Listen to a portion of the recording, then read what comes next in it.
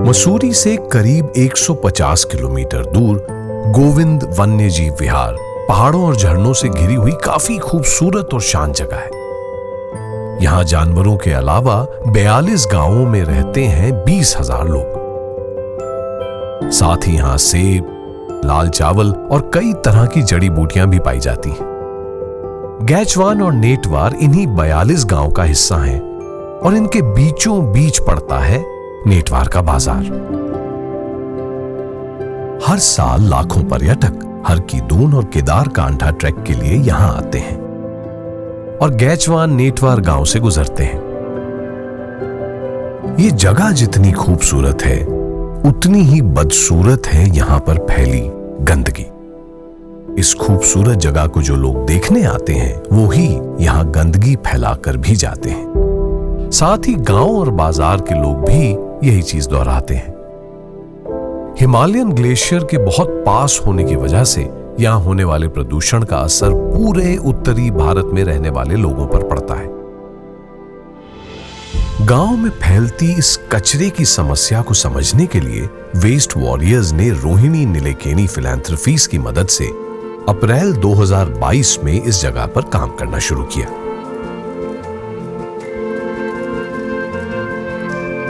हम कौन हैं, हमारी संस्था क्या काम करती है और वेस्ट मैनेजमेंट को लेकर उनका क्या समझ है, पहले मुझसे थोड़ा चर्चा करते ताकि हमको पता चले कि उनके मन में क्या है और हमारे मन में क्या है और वहाँ पे गैप कहाँ पे है। तो हमें पता चला कि आधे लोग कूड़े को जलाना प्रेफर करते हैं और आधे लोग कूड़े को खड्ड में डालना या फिर कहीं पे फेंक देना दूर जाके पसंद करते हैं।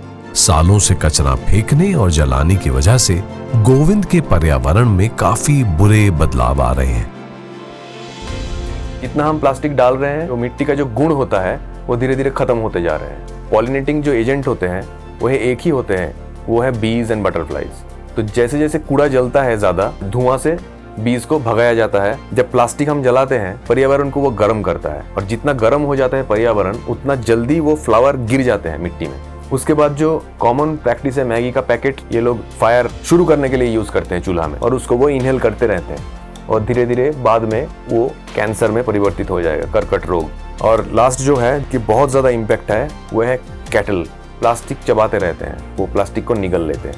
ये प्लास्टिक अटक के फिर उसका जान ले सकता है और ये होता भी है बहुत ज़्यादा। प्लास्टिक प्रदूषण से हो रहे इस नुकसान को रोकने के लिए वेस्ट वॉरियर्स ने नेटवार बाजार समेत दोनों गांवों में एक अभियान की मदद से लोगों को जागरूक करना शुरू किया, जिसमें कचरा प्रबंधन के लिए बुनियादी ढांचा यानी वेस्ट मैनेजमेंट इंफ्रास्ट्रक्चर की शुरुआत की। इसमें शामिल है पहला, घर घर से कचरा इकट्ठा करने के लिए सफाई साथी। दूसरा, हर गांव में सूखा कचरा रखने के लिए एक वेस्ट बैंक। तीसरा, लोगों को साथ लाने और जागरूक करने के लिए एक कम्युनिटी मोबिलाइजर। चौथा, कचरे को पहाड़ी इलाके से देहरादून स्वच्छता केंद्र पहुंचाने के लिए गाड़ी की व्यवस्था। और पांचवा और सबसे अहम, हमारी जमीनी टीम, जिसे हर तरह की मदद पहुंचाती है हमारी देहरादून टीम। जब हमने कचरा फेंकने और जलाने से हुए नुकसान गांव वालों को बताए तो लोगों ने शुरू में हमारी बात पर ध्यान नहीं दिया। पहले उनको ये समझ में ही नहीं हो कि वेस्ट से भी कोई प्रॉब्लम हो सकता है, क्योंकि वेस्ट का जो इम्पैक्ट है वो हमको जल्दी नहीं दिखता है, मगर इसका जो लॉन्ग टर्म है जो कि हेल्थ को इम्पैक्ट पड़ता है। कम्युनिटी को ये समझाना, ये दिखा पाना, ये हमारे लिए बहुत मुश्किल था। तब हमने क्या किया कि हम उनके घरों में जाके उनको बताया कि अगर आप ये बार बार अगर करते रहे तो आपके पर्यावरण को कैसे हानि पहुंचेगी। इनफैक्ट हमने उनको काफ़ी एग्जाम्पल्स भी दिखाए, हमने उनको तस्वीरें दिखाई, वीडियो दिखाए, जो शहरों में आज की स्थिति है उससे कंपेयर किया। तब उनको समझ में आया कि अरे शहरों की भी जो स्थिति थी वो पहले सुंदर ही हुआ करते थे, जैसे आज पहाड़ हैं हमारे हिमालयाज के। इस सब के दौरान हमें एक और भारी समस्या का सामना करना पड़ा, जो कि समुदाय के जातिवाद में बटे होने के कारण सामने आ रही थी। वो जो कूड़ा का काम है वो अपर कास्ट नहीं करेंगे, नीचे के लोग ही कर सकते हैं। और ये नीचे के लोग भी अगर काम करते हैं तो उसको बोला जाएगा कि वो तो कबाड़ वाला है, वो तो कूड़ा वाला है, वो तो गिर गया है। धीरे धीरे लोगों को समस्या समझ आने लगी और उनकी सोच बदलने लगी। पिछले 6 महीने में हमने काफी कठिनाइयों का सामना तो किया, लेकिन हमें सफलताएं भी मिली। जिसका असर आज गांव में दिख रहा है। कम्युनिटी में जो एक विजिबल चेंज हमने यहाँ पे देखा, मतलब हर एक एज के, छोटे से लेके एजेड लोग तक, महिला से लेके पुरुष तक, सभी ने साथ में आके क्लीन अप ड्राइव किया था। एंड दूसरा ये कि हमारा करीबन 800 किलो कूड़ा यहाँ पे जो सूखा कूड़ा भरा है वो सिर्फ कम्युनिटी खुद से लाके रखी है, उसके लिए हमने कुछ नहीं किया। फिर अभी कट्टे बांटने के बाद ये अच्छा लगा कि लोगों ने कूड़ा रखा था, उसको जलाया नहीं। इस मुश्किल और बड़े काम को करके हमें समझ आया कि भले ही बदलाव की गति धीमी हो, पर लगातार कोशिश करने से एक अच्छा बदलाव लाया जा सकता है। इसमें 10 लोगों की हमने रोजगार दी। इसमें महिलाएं भी हमारे साथ संपूर्ण रूप से जुड़े हुए हैं। इस कार्यबल के प्रति 140 घर तथा 25 से अधिक व्यावसायिक इकाइयों से हम कचरा हर हफ्ते संग्रह केंद्र तक पहुंचाते हैं और उसको विभाजित करते हैं। गेचवान और नेटवर्ड, इस 2 गांवों से हम पिछले 6 महीने से 2000 किलो कचरा इकट्ठा कर बाहर करवाया था और संपूर्ण गोविंद क्षेत्र से 12000 किलो कचरा हम रिसाइकलिंग तक पहुंचाया।